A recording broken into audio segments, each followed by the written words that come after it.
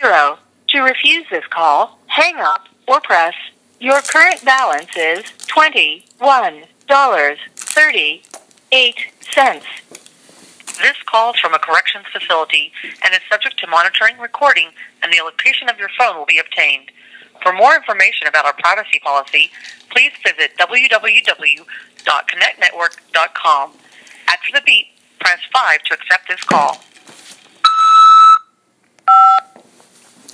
This call is from a corrections facility and is subject to monitoring, recording, and the location of your phone will be obtained.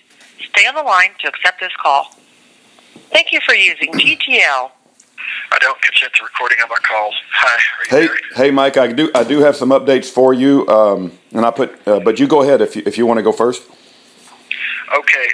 I just wanted to mention I just got off the phone with Brandy. She has gotten mail. It's not that much of it, and I didn't realize Pat was going to let the box lapse. So I told her that I was going to, since she still got the key, I was going to try to, if I can figure out how to do it, I'm going to try to come up with the funds to cover the cost of the box. And she had said she was going to try to buy some steel trusses, roof trusses for a barn that they want to build from us that we've got out there. And I told her she's, wants those to, I need to let her send me the funds. That way I can use that to pay for stuff like this. I've been my family because that's my job to take care of my family, and I don't expect anything, and I don't complain. I don't ever say, well, why didn't you caulk here? Why didn't you get somebody out here years ago to paint this so it wouldn't go? That's right. That's.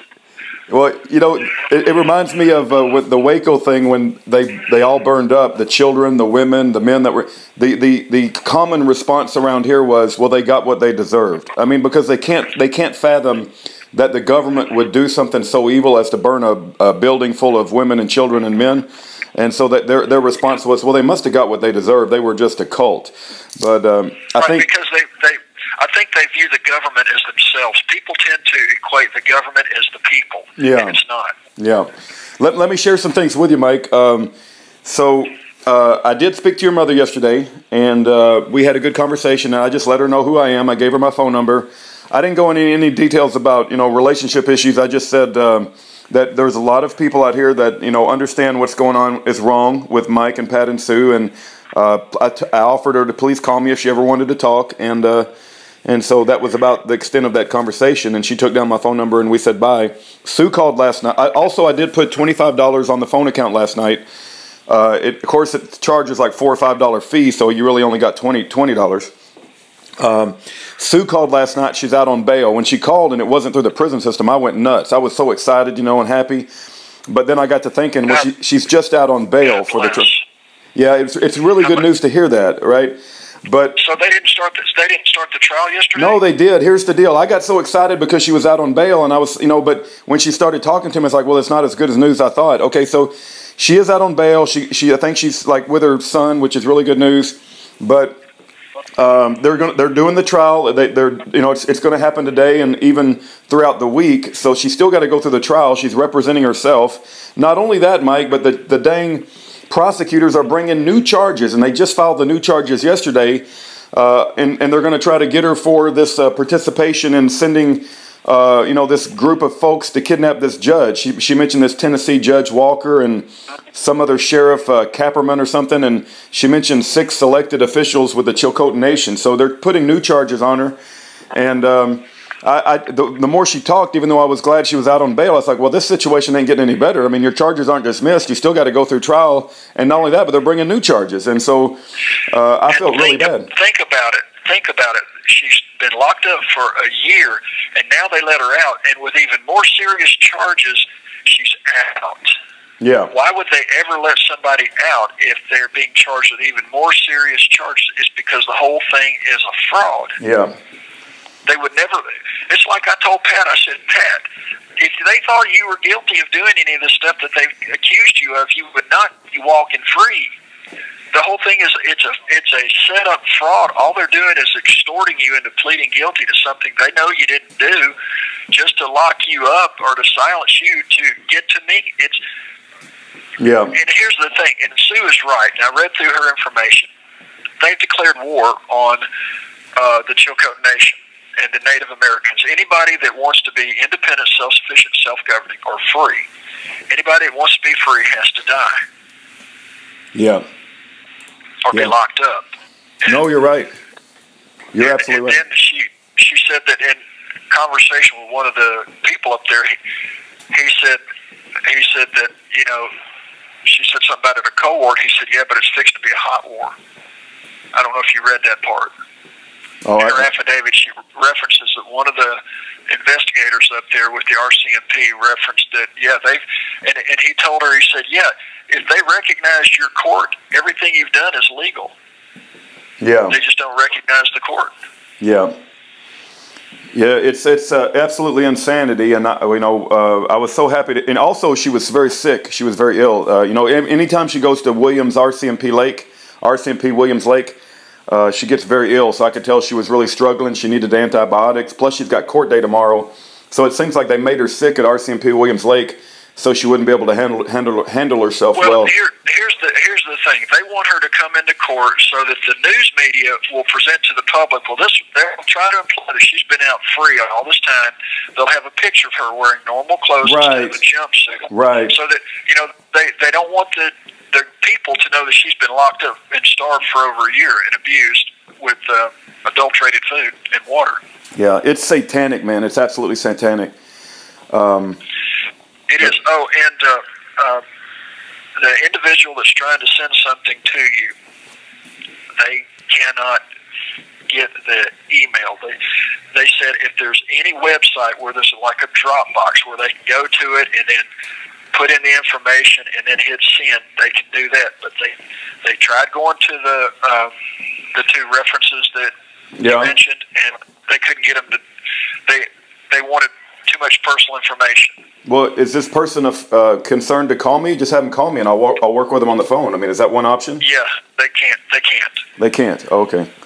No, they'd lose their job. I see. Oh my goodness. Well, I don't know, Mike. I don't know. I no ideas are coming off the top of my head. I'll have to think about it. You know. Well, I didn't know if you or somebody else that you knew had a website that maybe built into one of the tools for the website had where you could have like a Dropbox. No, I do have Dropbox. I got an account with Dropbox, but the way it works is I have to send a request off to that person to their email, and then they accept it, and then they can put stuff up on the folder, you know, up on the, you know. But maybe let me investigate it. Maybe I can create a public folder, and then I can share that with you. Oh, and something interesting. You know, my friend Vincent Finelli, who's got the radio talk show, has got the website. Yeah. I used to be listed as an instructor on there. Yeah. Not anymore. I'm very disappointed, you know, and I did talk to him for a long time, and he said that God told him not to talk to you because your situation gets worse, and he said he stopped talking to you because of concern for you, and plus he said he was very sick, and I give him the benefit of the doubt, but I would not have taken the position that he's taken, and he'll have to answer for all of his actions to God like we all will, and I don't want to badmouth him because I don't know all of his details, and he may be very sick, like he said, I'm sure he is, but you know, if you had a lot of friends before all this happened, and now nobody wants to talk to you. You know, and it's like that's just. Yeah, and the question is, well, I was told that somebody contacted him and told him to don't talk about me and basically drop all contacts or communication. Well, you know that he was afraid. So, and I'm thinking it was, you know, he was trained in a Jesuit school. He went through all that. He's Catholic. He's got friends that used to work at the Vatican. Well, in all fairness, he did say if I want to come on a show and talk about you, but it's like you know, I didn't follow that up. My life is so crazy right now, and maybe if I reached out to him, he would let me go on the show. But it's like I just don't feel like going around begging these people, and I get so many. You know, requests like go beg this person to do this and go beg. It's like I'm not begging anybody for anything. God sees everything that's going on, and you know, if he's listening to this and he wants to make a phone call to me and say, hey, if you'll show up at this time and this hour to talk about Mike Parsons' case, I will be happy to do it. But I'm not. You know, I don't know, Mike.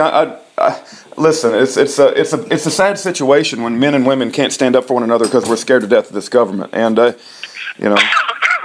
Well, I think the message you've presented in this conversation would be a good message to bring. Number one, people who've never done anything wrong that are attacked by the government, their family can't understand and conceive that the government is the bully and the government is the criminals. Well, Mike, and the personal conversation we had about your mother, I was kind of hesitant to. I was thinking you probably wanted me to edit that out, right? You don't want some of that. I mean, I'm asking you, brother, because right. you know. Yeah, no. Anything pertaining to that, I don't want. Okay, I got you. To. But what I'm saying is, if you were to contact Vince and say, hey, would you like for me to come on as a guest? What I was going to talk about is the phenomenon of that when otherwise innocent people who do nothing wrong are attacked by the government, their friends and family tend to want to find things to say, well, they had to have done something because the government just doesn't come after you if you don't do anything. When in fact they do if you speak out against them. Let me ask you this, Mike, in the last 2 minutes, because we probably need to be a little bit frugal with the money that's on there. If you were to call me and I was to put a speakerphone right next to Vincent Finelli's radio show, if somehow that could be arranged, do you think you'd get in trouble? You think that would be like a problem for you from the prison perspective if I was to somehow get you on this show so that you could speak? Nobody can speak about your case better than you, you know. No. You'd get in trouble. Yeah. But the thing is, he's on from 9 to 11, and I'm locked up at 9 to 11. Oh, I see. Okay. All right. Well, yeah. Okay. But I think now has anybody gotten out of? I mean, if you went on there and talked about the successes that y'all have had and the people that are helping, the people that are behind the scenes, like Mr. Lamb's helping, get the Bundy's exposure and stuff like that, and say that we need to rally the troops to bring awareness, because awareness, shining the light on this corruption, is what gets people free. Say the Bundys didn't get free because the Bundys were the Bundys. It's because all the eyes looking at this case. That's right. That's exactly right. It's naive to think you're going to get justice from within the system. You have to have outside public pressure from lots and lots of people. And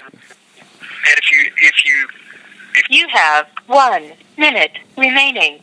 If you look at the clock on GCNlive.com that shows the time that they have for each little segment, this is a thing that Vincent does. He will go off on a tangent and do a story and take up the whole segment, and you won't get to say a dang thing. So what you got to do is you got to be ready to corral him in, and right off the bat, you got to have a script where you can sit there and read the script, time yourself so that you got however much time it is, and you'll sit there and read the script and get the information out. And then when he comes back, sometimes you have to ignore his questions and just go right back into script. Yeah, I understand that approach completely. If somebody interviews me on the street from mainstream news and they ask some stupid question, I just say what I want to say and get whatever message I want to get out.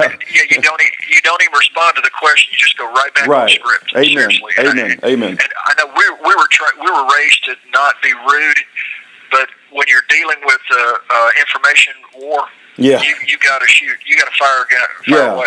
They're going to edit anything you say anyway, so you might as well the only words that come out of your mouth. Thank you for using GTL.